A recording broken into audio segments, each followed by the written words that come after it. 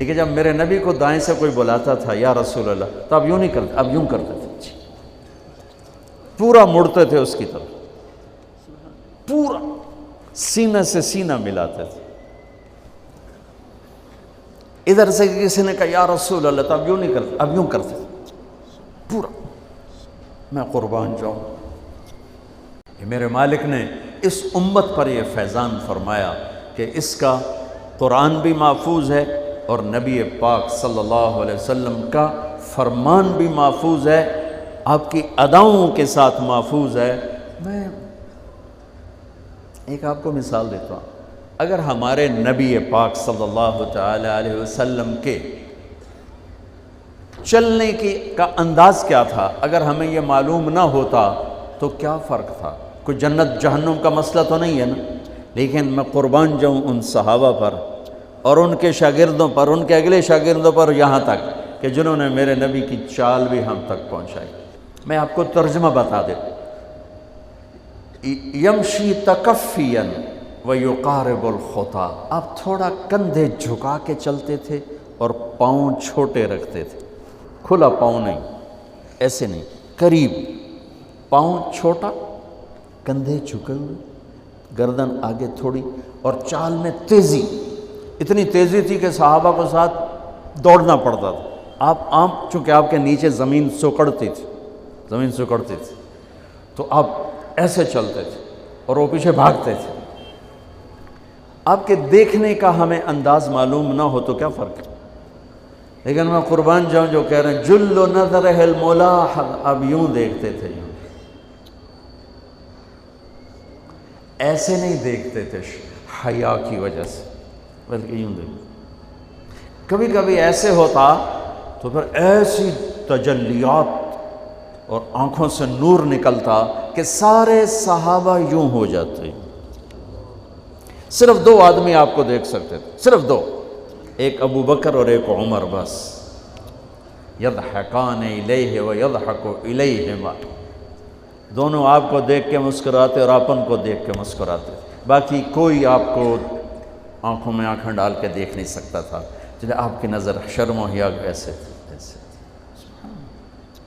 کوئی آپ کو ادھر سے بلاتا، اب مفتی حامد صاحب مجھے کہیں مولوی صاحب تو میں اتنا ہی کروں گا، اس تو میرے کول بھی نہیں ہمت، مولانا ارشاد صاحب کہیں جناب مولانا صاحب، اتنی میری طاقت ہے۔ لیکن جب میرے نبی کو دائیں سے کوئی بلاتا تھا یا رسول اللہ، تو اب یوں نہیں کرتے، اب یوں کرتے تھے، پورا مڑتے تھے اس کی طرف، پورا سینہ سے سینہ ملاتے تھے۔ ادھر سے کسی نے کہا یا رسول اللہ، تو اب یوں نہیں کرتے، اب یوں کرتے تھے پورا۔ میں قربان جاؤں، اس موبائل نے کتنی بد اخلاقی پھیلائی ہے کہ ایک آدمی بات کر رہا، وہ موبائل دیکھ رہا، اور خاص طور پر والدین سے کہہ رہا ہوں، اب چھوٹا بچہ آئے اور اسے تم نے توجہ نہ دی، یہ گھروں میں 99.9% بلکہ 100% ہو رہا ہے، فون پہ لگے ہوئے، چھوٹا معصوم بچہ ماں سے بات کر، وہ فون پہ لگی ہوئی، ہاں ہاں بول کیا نا، سن دی پئیاں بھوک نہیں۔ آپ نے ذبح کر دیا۔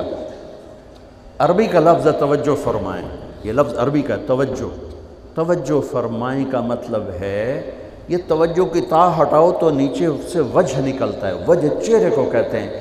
توجہ فرمائیں کا مطلب ہے بوتھا شریف میرے ال کر، میری طرف چہرہ کر کے بات کر۔ میرے نبی جب کسی سے بات کرتے تھے، سینہ بھی اس کو دیتے تھے، چہرہ بھی اس کو دیتے تھے۔ جب آپ غمگین ہوتے تھے کیا کرتے تھے؟ اب داڑھی پکڑ کے یوں بیٹھ جاتے تھے، یہاں ٹیک، اس کو نیچے اور یوں پکڑو، تھوڑی دیر کے بعد سر پہ ہاتھ پھیرتے اور پھر یوں فرماتے۔ یہ میرے نبی کے غم کی نشانی تھی کہ آپ کسی دکھ میں ہیں، کسی غم میں ہیں۔ سبحان اللہ۔ جب آپ کسی کو بلاتے تھے تو ایسے نہیں کرتے تھے، ایسے کرتے تھے، پورے ہاتھ کے اشارے سے، ایسے انگلی اٹھانا عیب ہے، یوں کرتے تھے ایسے۔ جب آپ محفل میں بیٹھتے تھے تو چوکڑی مار کے بیٹھتے تھے، اتحیات صرف نماز میں آپ کی ہے، باقی آپ چوکڑی مار کے بیٹھتے تھے، اور پوری محفل میں ٹانگ نہیں پھیلاتے تھے، چاہے کتنی لمبی مجلس ہو جائے ٹانگ نہیں پھیلاتے تھے۔ کبھی بھی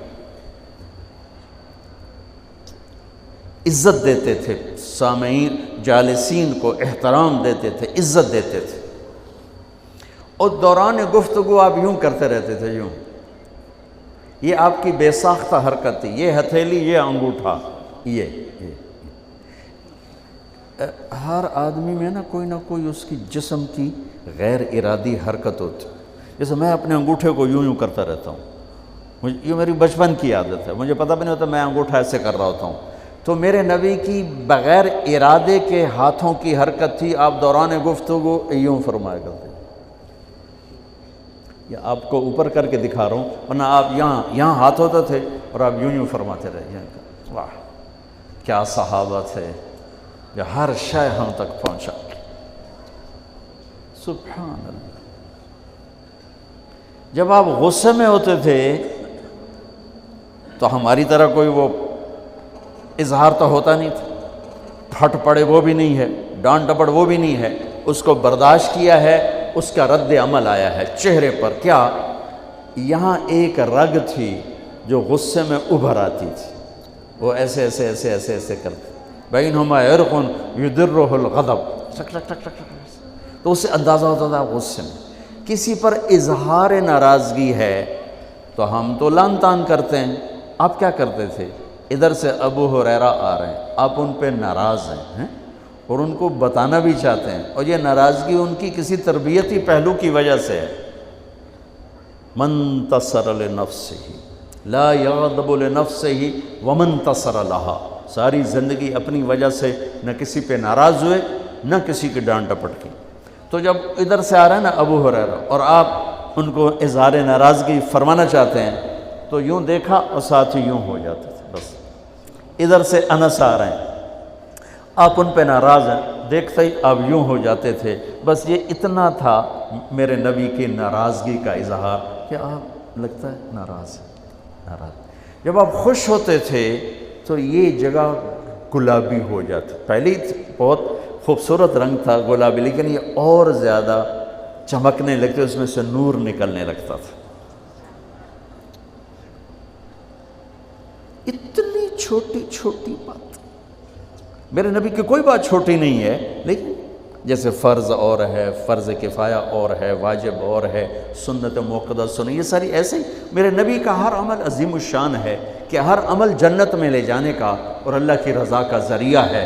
تو چھوٹا تو کوئی نہیں، آپس میں تقابل کے. یعنی یہ میں وہ چیزیں آپ کو بتا رہا ہوں جن کا جنت اور جہنم سے تعلق نہیں، عشق سے تعلق، محبت سے تعلق. ہماری جماعت گئی حافظ آباد، وہاں میں وکلا میں بیان کر رہا تھا. علاقے کے ایک بہت بڑے ذمہ دار آئے ہوئے تھے. کسی کام تو انہیں دیکھا تو ساری عدالتیں خالی.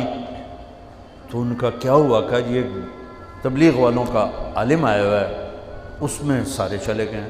تو اس نے وہ پہلے تو بیٹھا رہا، پھر وہ جو جج کا ریڈر تھا انہوں نے کہا چودھری صاحب ایتھے ویلے بیٹھے ہو اور جا کے گل سن لو. وہ ذرا تبلیغ کو اچھا نہیں سمجھتے تھے، ان کا چلو ویلا بیٹھا سن لو.